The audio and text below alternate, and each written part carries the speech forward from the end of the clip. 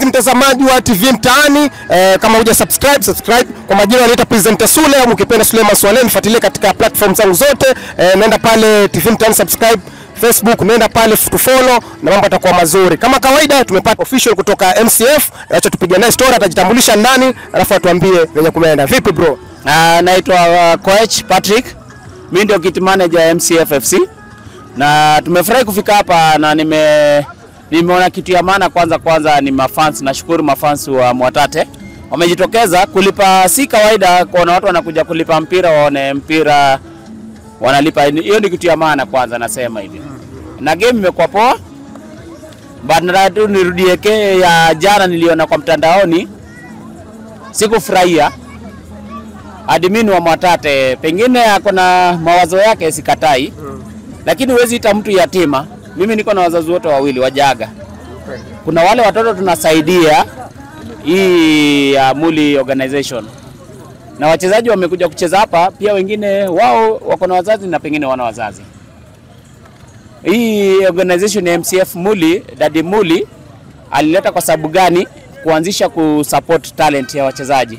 Kuna wale wachezaji wangetaka kucheza Premier League, wangetaka kucheza majuu lakini hawajapata hiyo kiwango ya kwenda huko juu. Lakini wamepata hii platform.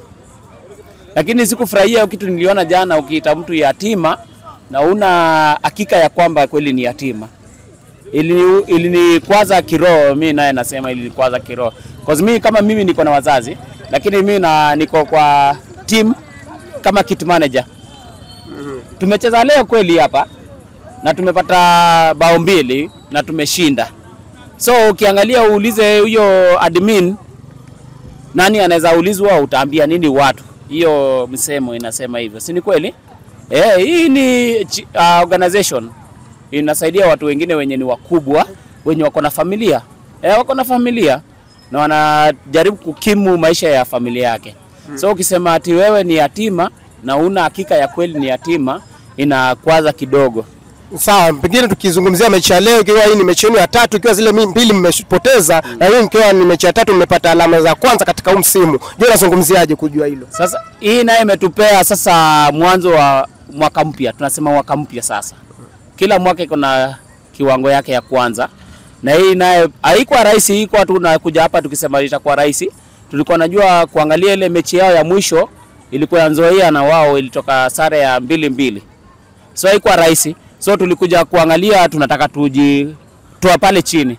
Na tumepata bao 2 na tukapata clean sheet. So ni kitu ya maana sana.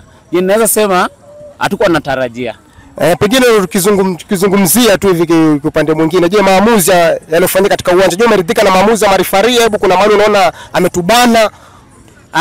Naweza sema kwa leo refari amefanya ile kazi yake ilikuwa inatarajiwa. Na mechi imekuwa wasaidizi wake wamefanya kazi yake mzuri. Na hakuna penye ningesema kweli amepeana kusaidizi ya upande fulani ama pande fulani, lakini kwa leo nimeridhika. Umeridhika. Je, kivingine tukiuliza umewazidi wapi pengine Mwatate United mpaka kupata hizo goli? Tukikuja kwa hii game ya leo tulikuwa tumeambiwa katikati ndio ya maana sana kwa Mwatate. Katikati yao kuna huyo mchezaji wao wa kiungo ndio alikuwa tukikuja tulikuwa tushaambiwa. So tulikutaka kuzidi katikati na kwa hili tumezidi leo na imetupea zawadi tulikuwa tunataka. So tumepata hizo bao 2 na tukapata hiyo na imetusaidia. Hiyo katikati ndio imekuwa kipao kweli, imetusaidia sisi. Shukrani. Pengine wakumbushe watazamaji wetu ni nani katika timu na majina yako kamili pengine kumalizia. Katika mimi ni mchezaji wa kit manager wa MCF FC na nimefurahia leo tumekuja hapa Undanyi na imekuwa game nzuri. Nikirudi tu nyuma kidogo wanasema huku pia kidogo si ati patoki mtu, lakini mchezaji anatunzwa kwao, lakini ukicheza bora utapata yako.